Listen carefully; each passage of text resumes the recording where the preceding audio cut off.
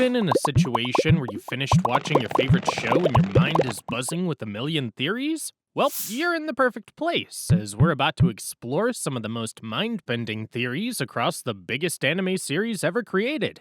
Let's jump right in with everyone's beloved show, One Piece, and talk about one of the strangest locations in the show, Enies Lobby. It's a government island built over a massive hole in the ocean where water endlessly falls into darkness. Even more unusual is the fact that the island is permanently surrounded by daylight regardless of time or weather. The series never fully explains why this place exists, which led to a theory that Enies Lobby might actually be connected to the final island, Laugh Tale. According to the theory, the giant hole beneath Enies Lobby was created during the Void Century, a lost period of history erased by the world government.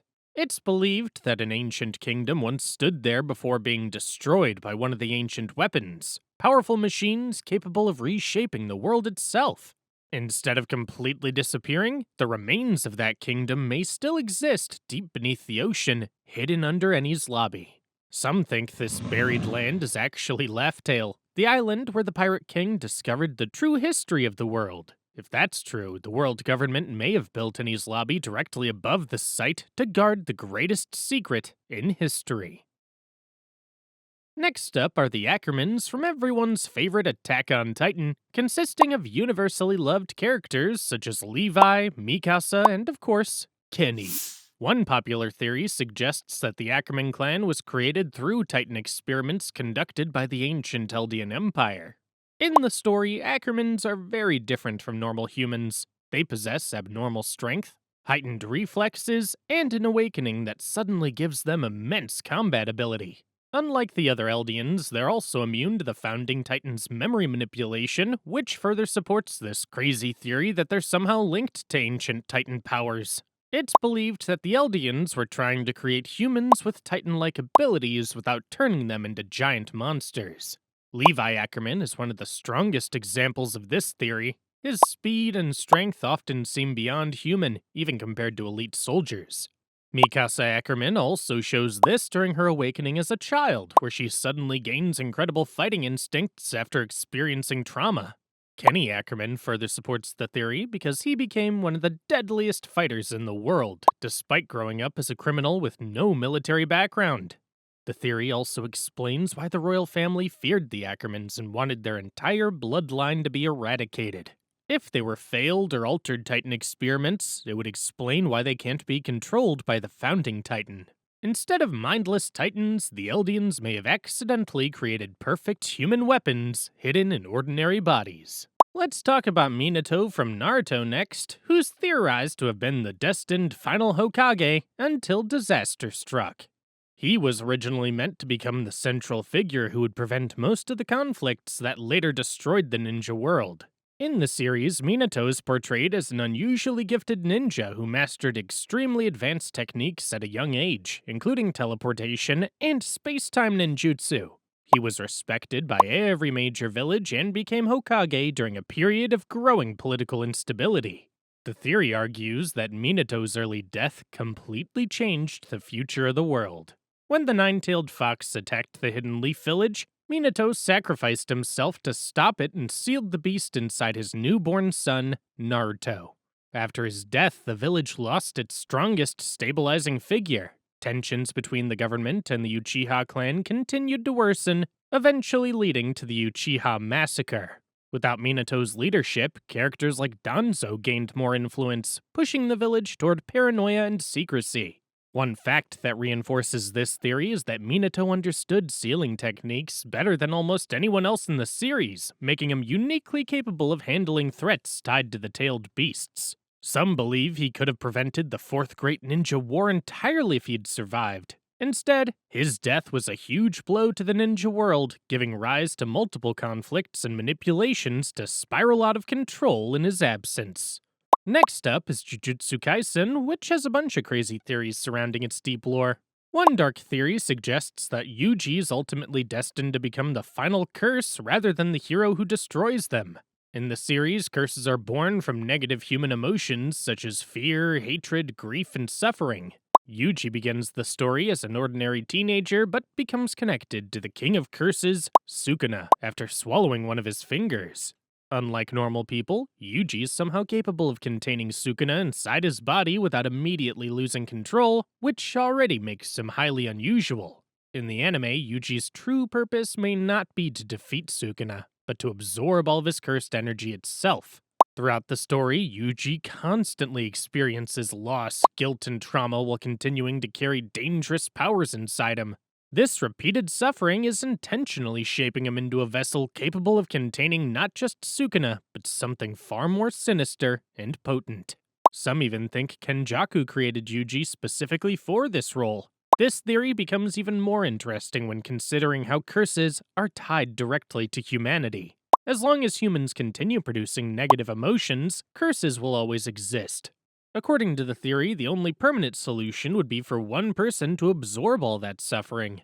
Yuji seems to be the perfect candidate for this task. He may even eventually become a living prison for all curses, sacrificing his humanity to finally end the cycle. However, he might end up becoming the biggest threat humanity's ever faced. Next up is Makima from Chainsaw Man, whose theory ties her in with the desire for ruling over the entire world. Makima wasn't simply trying to dominate the world for selfish reasons, but was attempting to create what she believed would be a perfect society. In the story, Makima's revealed to be the Control Devil, a being capable of controlling anyone she sees as inferior to herself. Throughout the series, she manipulates every major character, causing deaths, betrayals, and emotional trauma in order to get closer to Chainsaw Man. Makima specifically wanted to use Chainsaw Man's unique power to erase concepts from existence entirely. When Chainsaw Man consumes a devil, the fear and idea connected to that devil disappear from reality itself. Makima believed this ability could remove terrible things from human life forever, including war, hunger, suffering, and even death. According to the theory, Makima saw free will as the real source of human pain. Humans constantly create conflict, fear, and suffering through their own choices, which also strengthens the devils. By controlling humanity completely, Makima believed she could finally create a peaceful world without fear or chaos. The terrifying part is that her perfect world would likely erase individuality itself, turning humans into an amalgamation of combined consciousness. Let's talk about a creepy theory about the classic anime Death Note next. One popular Death Note theory suggests that Light actually transformed into a Shinigami after his death as punishment for using the Death Note. In the series, humans who use the Death Note are told they can neither go to heaven nor hell after dying. What if the real reason behind this is that Death Note users are resurrected as Shinigami instead? The theory mainly comes from a scene shown in the anime after Light's death. A mysterious Shinigami appears speaking to Ryuk, and there was several similarities between this figure and Light. The Shinigami's posture, mannerisms, and even visual details resemble Light closely. The figure seems unusually interested in Ryuk in the human world, much like Light was during his life. According to the theory, becoming a Shinigami is the true fate of humans who overuse the Death Note and become consumed by its power. Instead of dying normally, they're consumed to exist forever in the empty Shinigami realm. This idea makes Light's ending much darker, because his wish of becoming a god did come true, although in an extremely twisted way. Moving on to Demon Slayer next, but this theory isn't about Tanjiro or Nezuko. Instead, it's about the blue spider lily connected to Muzan's transformation into the first demon. In this story, a doctor used medicine derived from this flower while trying to cure Muzan's fatal illness. Instead of healing him normally, the treatment turned him into an immortal that could regenerate, create demons, and survive almost any injury. Because of how unnatural these effects are, it's likely that the flower itself may not actually originate from Earth. The blue spider lily may have arrived through a meteorite, ancient contamination, or some unknown organism from outside the natural world. Even Muzan, after centuries of research and experimentation, struggles to fully understand or replicate its power. The flower behaves less like medicine and more like a biological mutation capable of rewriting living organisms completely. This theory also makes sense when you see the flower's similarities to the parasitic nature of demon blood.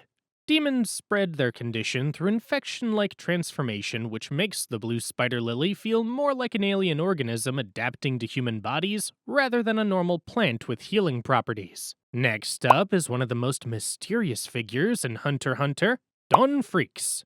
He's an explorer who's traveled the Dark Continent hundreds of years before the main story. Very little is known about him, except that he wrote a book called Journey to the New World, documenting the horrors and creatures found beyond the known human world. What makes the mystery unsettling is that only the eastern half of the book has ever been discovered, giving rise to a theory that Don may still be alive somewhere on the Dark Continent, continuing his writings centuries later.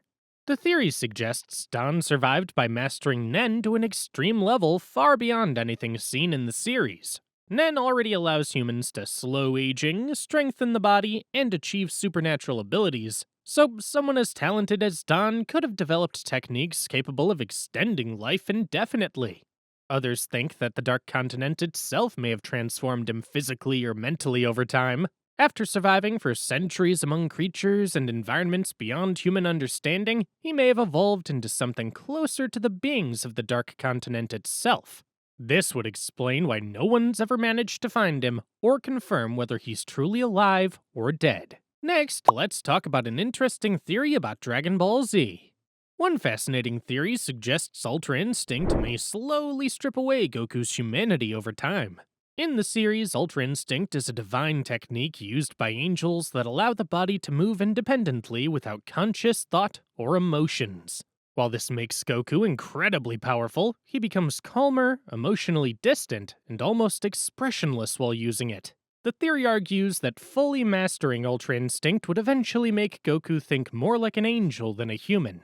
Instead of relying on emotion, passion, or personal desire, he could become detached, instinct-driven, and spiritually separated from ordinary people. The final theory is about Neon Genesis Evangelion's crazy ending.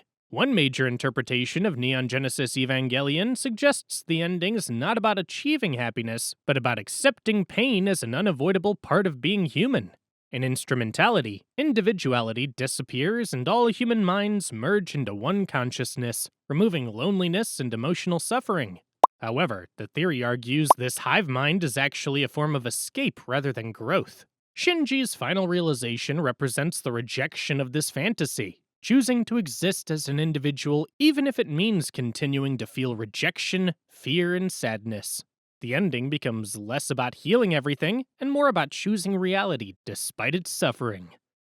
I hope you had a fun time going on this ride of crazy theories about some of our most beloved animes. If you have theories of your own, comment them down below. To watch similar videos, make sure to click the links on your screens.